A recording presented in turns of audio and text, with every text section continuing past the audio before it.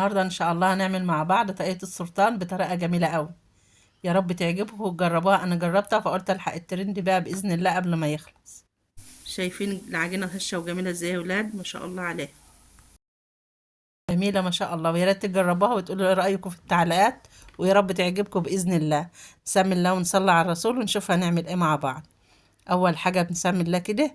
انا معايا طبعا نص كوباية لبن، ربع كوباية زيت، بضايه، نص كوباية مية زي ما بوريكم اهو.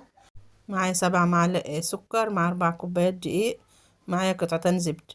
ابدأ بقى احط السوائل بتاعتي كلها على بعضها. المية تكون دافية علشان خاطر احنا في فصل الشتاء كده زي ما بقول لكم. والزيت كمان ربع كوباية الزيت، ونص كوباية اللبن. وكمان معايا هنا كمان البضاية بإذن الله. انا بحط البيضة كلها ببعضها يا بنات. اللي عايز يحوش الصفار يدهن بالوش براحته. ما بحبش بصراحة احط الصفار، ما بحبوش على اي عجين عندي. يعني بحب ان انا اعمل البيضه ببعضها كده لان ما بتضايق من ريحه البيض. فبقوم جايبه كمان ورقه فانيليا اهي. مع عندك فانيليا سايله، احط ايه، معلقه. كله مع بعض، والسكر بالبيضه بالزيت باللبن بالميه كله اضرب ببعضه كده زي ما انتم شايفين.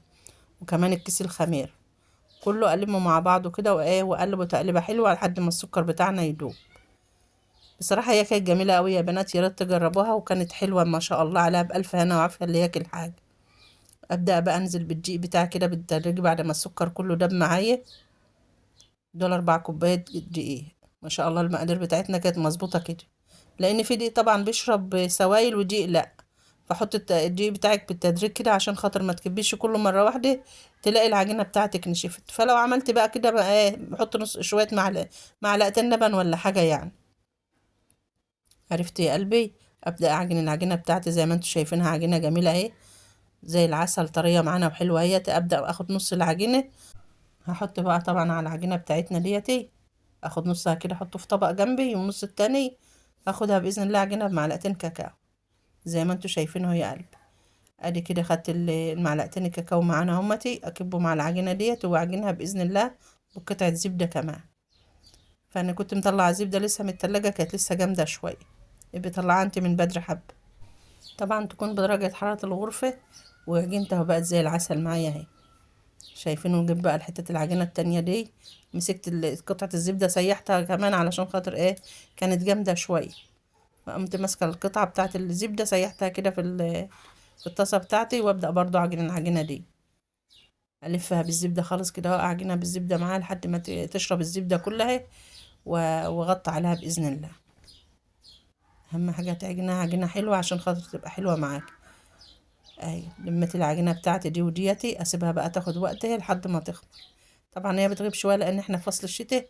هتقعد معانا ايه، قعدت حوالي من نص ساعه اما خمرت معايا هي ما شاء الله عليها. ابدا الم العجينه بتاعتي كده، اجيبها واحش الهواء، اطلع الهواء منها. وارش رشه دقيق حلوه كده، وبطط ايه الحته العجينه البيضه دي اول. افردها معايا خالص كده اهو. بالنشابه بتاعتي، واهم حاجه تبقى تخليها ايه رقيقه، ما تخليهاش تخين.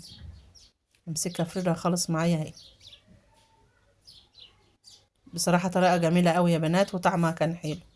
فردت انا العجينة البيضة، وابدأ اخد برضو العجينة ايه اللي هي بالكاكاو دي. افردها برضو بنفس الطريقة، وارققها خالص.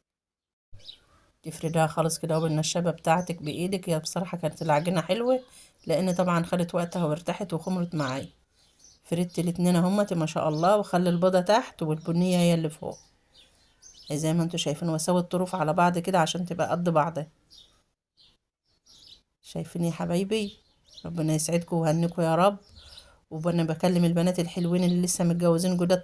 طبعا احنا عارفين ايه، احنا كبار عارفين احنا بنعمل ايه. انما البنوتات الحلوين يا رب يبارك فيهم ويصلح حالهم. طبعا هم يشوفوا احنا الطريقه اللي بنعملها دي وجربوها باذن الله. فريت طبعا فريت الحتتين على بعض همت، البيضه والبنيه. بس اهم حاجه زي ما قلت لك البنيه تبقى فوق والبيضه تحت. افردها برضو كمان شويه. فريتها هي بنات لما حد خلتها قد بعضها هيتي ما شاء الله زي العسل معانا اهي. تخليها طبعا رقيقه، ما تحاولي انك ما تخنهاش. انا جبت قطعه شوكولاته كده سيحتها، عملت لها حمام بخار كده وسيحتها. طبعا انت لو عايزه تحط اي حشوه تانية براحتك. دي تبع الحشوه بقى، تبع مزاجك وتبع ما انت عايزه يا قلبي. المتاح عندك اشتغلي بيه. ما ايه قدرش نفسك، شوف اللي نفسك فيه اعمليه.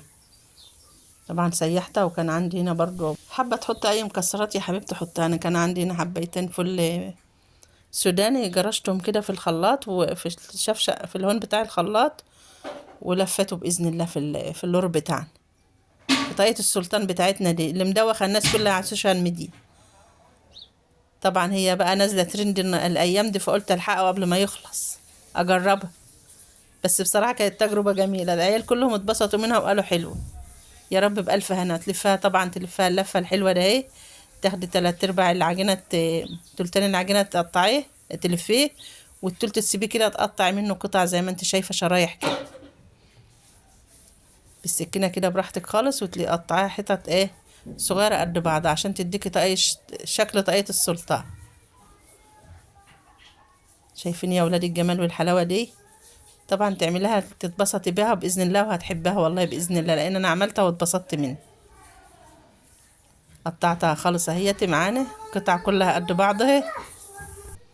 تبدأ تلفيها اللفة ديت عشان خاطر تديكي شكل الطاقية بإذن الله، تخلي القطع قد بعضها كده. انا معرفتش اسويها قوي، بس طبعا انت ايه تتحكمي شوية وتسويها اهي. ما شاء الله كانت جميلة قوي، بألف هنا وعافية يا رب. يا رب تعمليها كده وتعجبك بإذن الله، وما تعمليها تدعي لي دعوة حلوة. طاقية بقى ولا مش طاقية يا بنات، ادتك شكل الطاقية مظبوطة اهو. ما شاء الله. جبت الصينية بتاعتي مقاس 22، دهنتها هنا قطعة زبدة برضو، ولفيت العجينة حطيتها في قلبها اهي.